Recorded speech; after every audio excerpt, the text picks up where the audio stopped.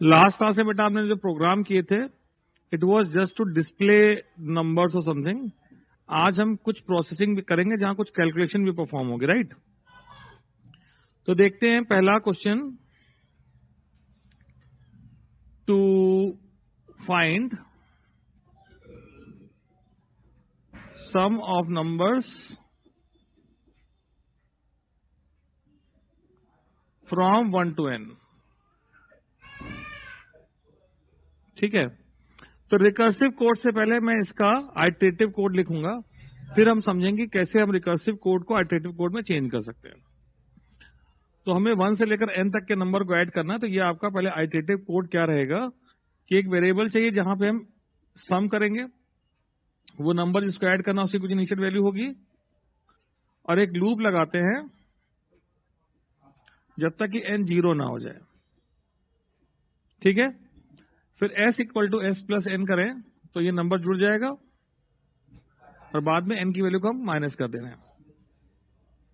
ठीक है, तो इस तरह से n की वैल्यू पहले 5 है, s में 5 ऐड हो गया, फिर n की वैल्यू 4 हो गई, s में 4 ऐड हो गया, and so on it will keep on adding numbers from 1 to n।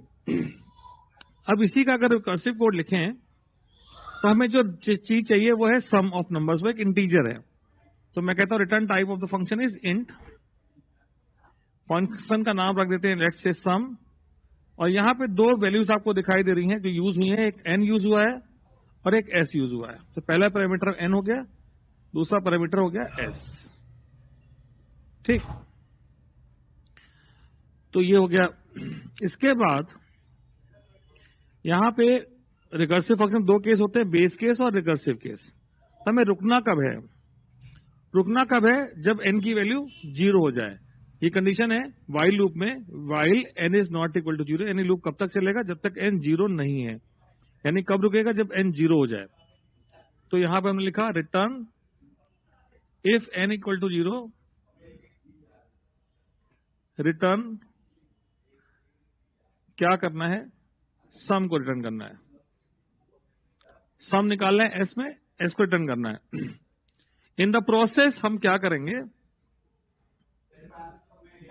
हम यहां कह सकते हैं रिटर्न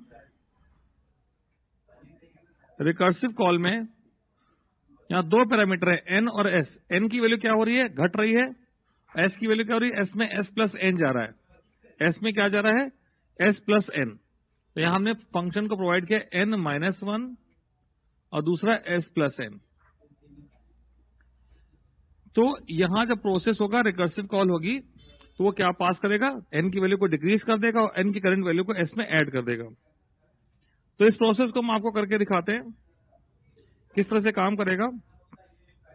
पहली कॉल में सपोज करें हम फंक्शन को n की वैल्यू 4 और s की वैल्यू 0 दे रहे हैं। ठीक है, n की वैल्यू 4 दे रहे हैं और उसको हम 0 दे रहे हैं। ये सम फंक्शन है। तो सम फंक्शन में यहां पे बेस केस आपका फॉल्स हो गया। रिकर्सिव केस में सम फंक्शन कॉल हुआ और वो उसको क्या पास कर रहा है? नया सम फंक्शन कॉल हुआ और यहां n की नई वैल्यू पास कर रहा है n माइनस 1। n 4 था तो यहां n की वैल्यू जाएगी 3, और क्या पास कर रहा है? s plus n। Second parameter में s की वैल्यू 0 थी, 0 में 4 जोड़ के 4 पास कर रहा है, तो s की वैल्यू 4 पास कर दी। ठीक है, ये 0 प्लस 4 पास कर रहा है और 3 पास कर रहा है। अब ये 3 के लिए फिर से ये कॉल हुआ, n 3 है, s आपका जो भी हो उसका कोई रोल नहीं है कंडीशन में। n 0 नहीं है इसलिए फिर से रिकर्सिव कॉल हुई। यहां सम फंक्शन में n की नई वैल्यू पास की गई 2 और s प्लस n। s में यहां पे 4 है और n की वैल्यू 3 है, 4 प्लस 3 7 पास हो जाएगा। ठीक, फिर 2 और 7 के लिए फंक्शन कॉल हुआ, n 0 तो नहीं है, एल्स में आया। रिकर्सिव केस में जो अगला सम फंक्शन कॉल हो रहा है उसमें हम दे रहे हैं n माइनस 1। तो n के लिए यहां पे 2 है तो यहां पे क्या जाएगा? 1 जाएगा। फिर s plus n, 7 plus 2, s की नई वैल्यू जाएगी 9। ठीक, ये हो गया। इसके बाद 1 और 9 के लिए कॉल हुआ तो n की वैल्यू 1 है तो फिर से रिकर्सिव केस फॉलो किया गया और यहां पे एक नया सम फंक्शन कॉल हुआ जहां n की नई वैल्यू क्या पास की गई है, यहां से n की वैल्यू 1 है, अब ये पास कर रहा है n-1 यानी कि 0 पास कर रहा है। और s प्लस n, s की वैल्यू 9, n की वैल्यू 10, s में क्या पास कर दिया 10। अब 0 के लिए जब कॉल हुआ तो आपका बेस केस सेटिस्फाई हो गया। तो यहां लिखा है आपने रिटर्न s, तो ये इसको वापस क्या भेजेगा, s की वैल्यू 10 भेजेगा। यहां से ये वापस क्या भेजेगा, अब रिटर्न के पहले यहां पे कुछ सम फंक्शन जहां कॉल हुआ है कुछ भी एक्यूमुलेट तो हो नहीं रहा है, तो ये वापस इसको 10 भेज देगा, फिर ये इसको 10 भेज देगा, फिर ये इसको 10 भेज देगा और आपको रिजल्ट में 10 मिल जाएगा, क्योंकि बीच में कहीं पे भी जहां रिकर्सिव कॉल लिखा है वहां पे किसी तरह का कोई भी प्रोसेस नहीं हो रहा है और आपको आंसर मिलेगा 10। I hope this must be clear to everyone. Now we can do the same process with some other way also. यहां पे हमने दो पैरामीटर लिए हैं, n और s दो पैरामीटर लिए हैं, पर आपको दो पैरामीटर नहीं मिलेंगे। आपको नॉर्मली जब क्वेश्चन पूछा जाए केवल एक ही पैरामीटर मिलेगा। 1 से लेकर n तक के सम करना है तो you will be given one parameter that is n। अब ये s को मेमोरी में, सम जो है मेमोरी में ही एक्यूमुलेट करना है, वो कैसे करेंगे लेट्स सी। तो कोड कुछ इस तरह से बनेगा।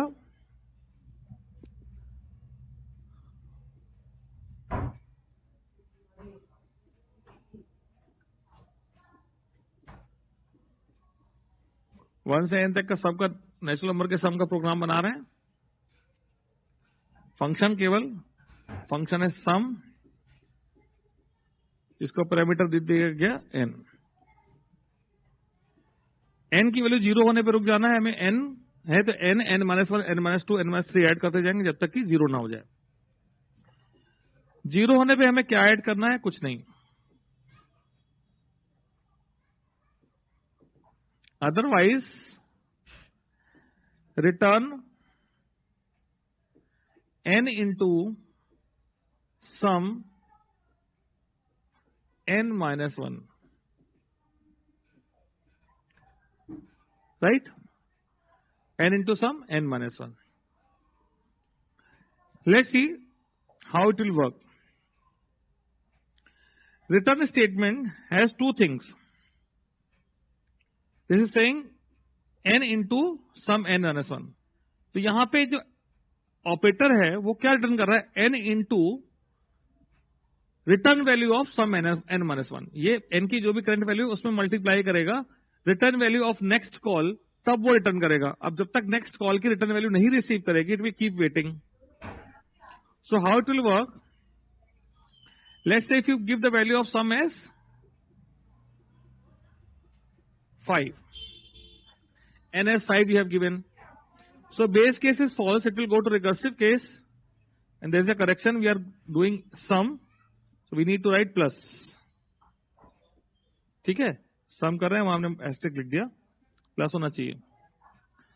तो क्या करेंगे, n की वैल्यू 5 के लिए रिकर्सिव केस से गया, यहां लिखा है n इंटू n की वैल्यू 5 है, sorry plus return value of, return value के लिए रिकर्सिव कॉल किया, एक फंक्शन कॉल किया, उसको क्या भेजा 4, n की वैल्यू क्या गई वहां पे 4।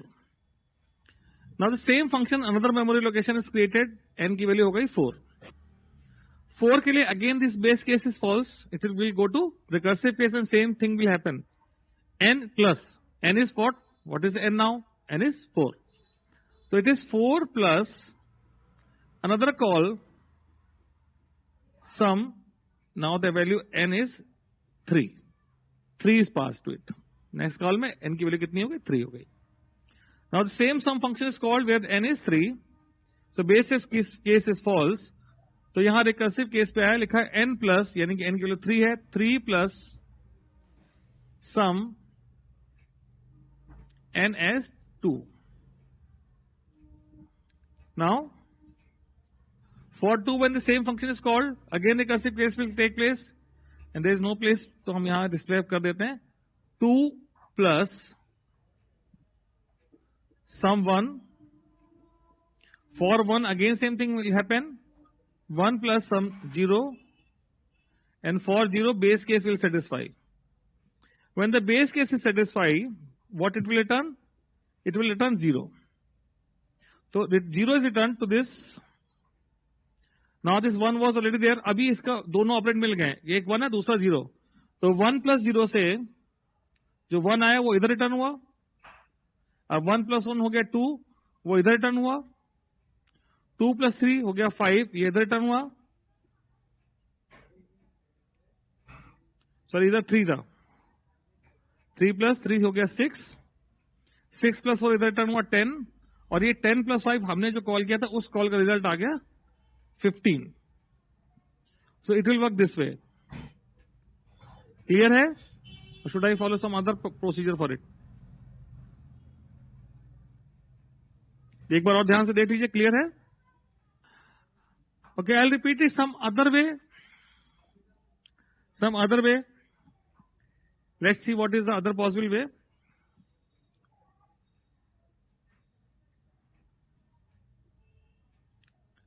See, this is a stack.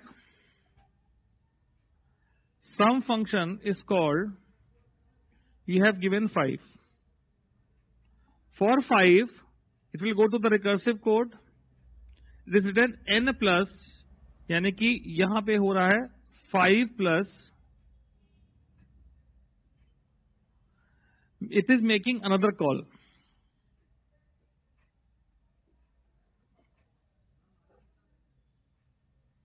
Five plus, it is calling sum 3, sum 4.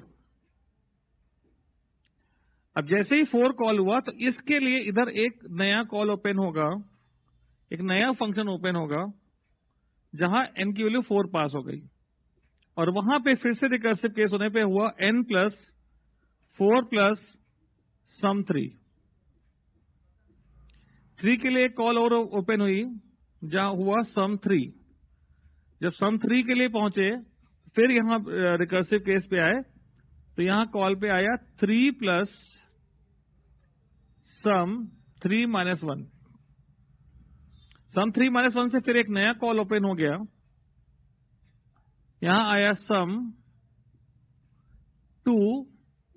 ठीक है, सम 2 के लिए इधर आए और ये हुआ 2 प्लस सम 2 माइनस 1. एन की वैल्यू 1 के लिए फिर से रिकर्सिव कॉल पे आए और सम 1 के लिए जो रिकर्सिव कॉल होगा ये 1 है. 1 प्लस सम 0 और हम पहुंचे आखिरी कॉल 0 वाली जहां से मिला है रिटर्न 0. ठीक, रिटर्न 0. अब जैसे ही रिटर्न 0 इनकाउंटर हुआ यहां से वैल्यू वापस आई इधर, क्या आया? 0 आया. अब ये 1 प्लस 0 1 हो गया. अब ये 1, ये इसको 1 रिटर्न करेगा,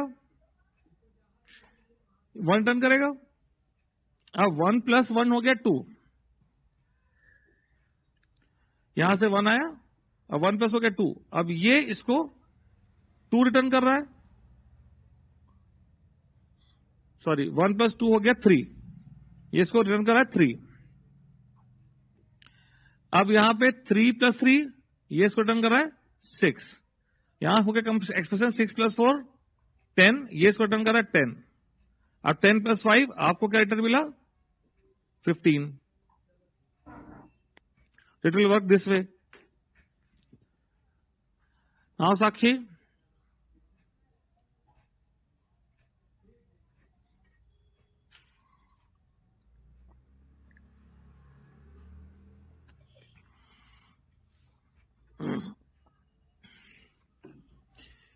normally you will get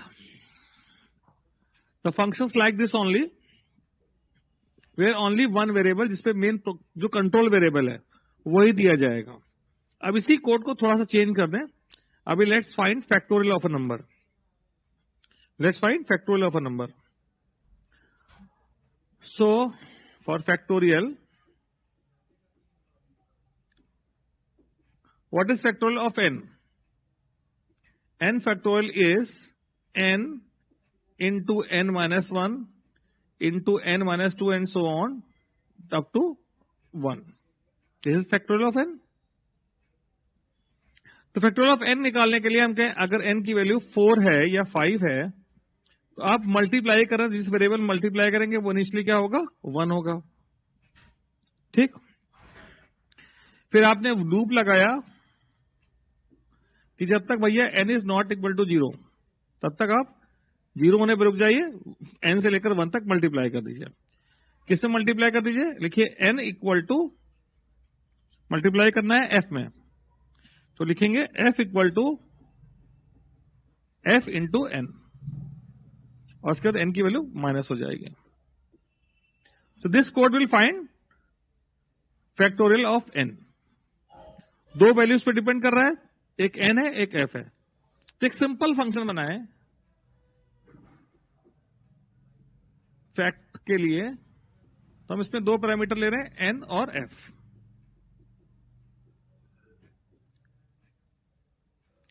तो यहां ध्यान देना पड़ेगा कि जब भी हम इस फंक्शन को कॉल करें तो उसकी कॉलिंग स्टेटमेंट क्या होनी चाहिए. Calling statement will always be fact, whatever the number, but this has to be one always.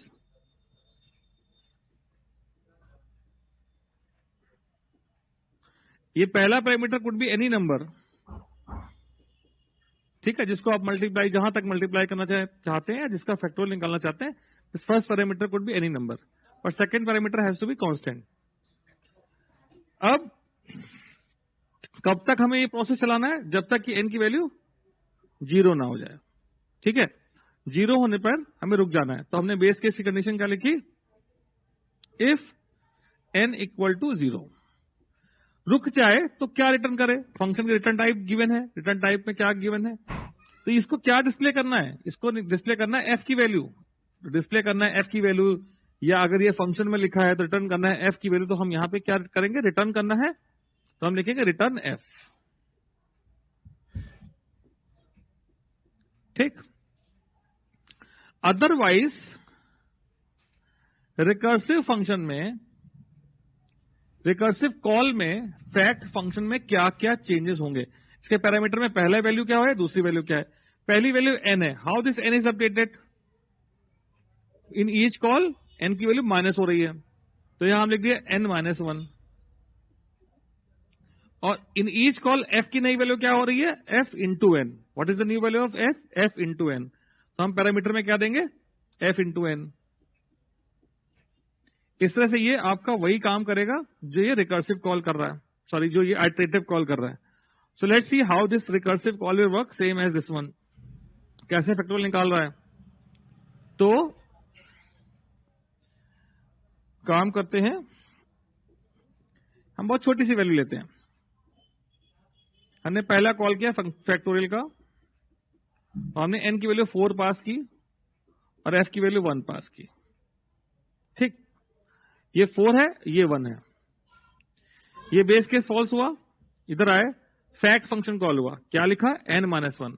तो नेक्स्ट कॉल में फैक्ट फंक्शन के पास क्या जा रहा है, n-1. तो n की वैल्यू क्या जा रही है, 3 जा रही है. और दूसरा क्या जा रहा है, f इंटू n.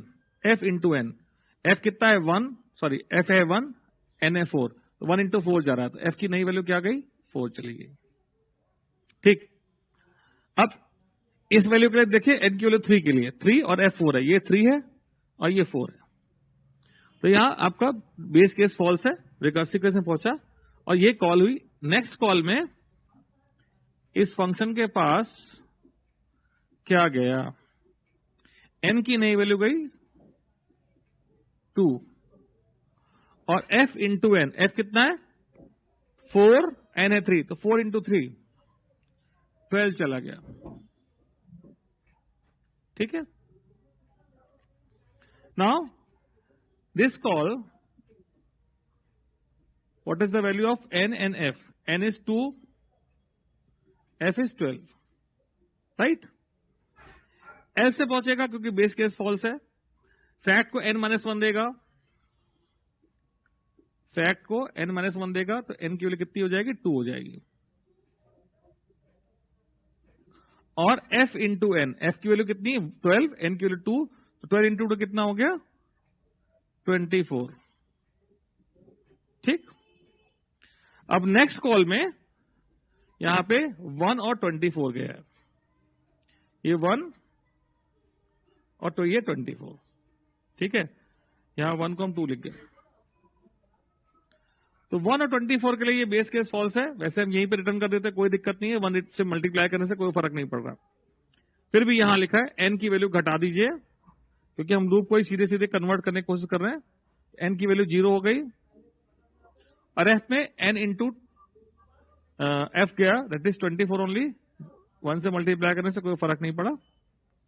फिर जो एन की वैल्यू 0 गई, इन दैट केस 0 जाने पे क्या कर रहा है? रिटर्न एफ कर रहा है। एफ की वैल्यू कितनी है? 24 है। तो क्या 24 रिटर्न करेगा? 24 किसको रिटर्न करेगा? ये 24 गया इसकी प्रीवियस कॉल के पास, यहां से इसकी प्रीवियस कॉल के पास, यहां से इसकी प्रीवियस कॉल के पास, यहां से इसकी प्रीवियस कॉल के पास, और हमें फाइनली 24 मिल गया as a output, which is the factorial of N, right?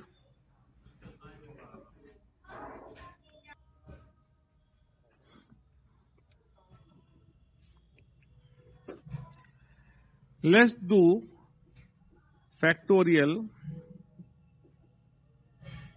of n using one variable. Which one? n only. ठीक है, तो हमने एक देख लिया कि दो वेरिएबल को यूज करके कैसे बनाया। अब हम एक सिंगल वेरिएबल को यूज करके कैसे बनाएंगे, लेट्स सी। यहां फैक्टोरियल को एक्यूमुलेट करने के लिए वेरिएबल नहीं है, तो हम मेमोरी में ही एक्यूमुलेट करेंगे। ठीक। लूप कब तक चलाना है? एन को घटाते जाना जब तक एन 0 ना हो जाए। जैसे ही एन 0 हो जाएगा हमें रुक जाना है, और रिटर्न करना है 1, क्योंकि प्रोसेस इज ऑफ मल्टीप्लीकेशन। तो अगर हम किसी वेरिएबल एफ पे लेते हैं तो हमने एफ की वैल्यू 1 ले रखी थी प्रीवियस फंक्शन में, तो यहां 1 रिटर्न करेंगे। नहीं तो मल्टीप्लाई होने के बाद अगर 0 डाल दिया आखिरी में, तो सब 0 से मल्टीप्लाई होकर 0 हो जाएगा। एल्स हमें किस वैल्यू को मल्टीप्लाई करना है और कैसे आगे बढ़ना है? तो हमने n को मल्टीप्लाई करना है और n की वैल्यू को डिक्रीज कर देना है। ठीक। यानी कि हम इस फंक्शन को कॉल करें, फैक्ट फंक्शन को कॉल करें, और एग्जांपल से देखें, हमने फैक्ट फंक्शन को 5 पास किया, तो यहां n इक्वल टू 0 फॉल्स है। एल्स में जाएगा, n की वैल्यू क्या लेगा? 5 into return value of n minus 1।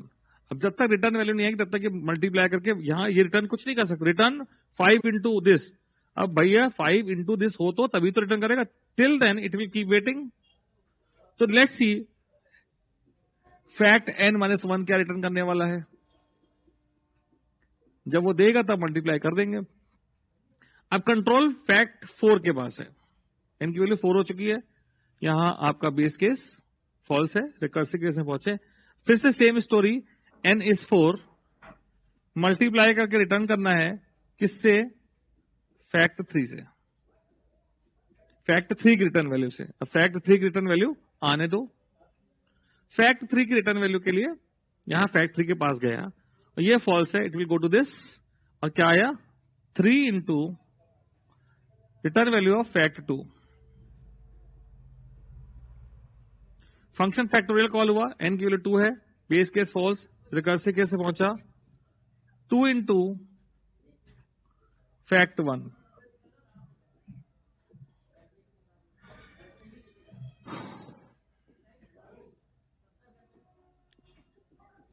ठीक, तो शिफ्ट करना पड़ेगा।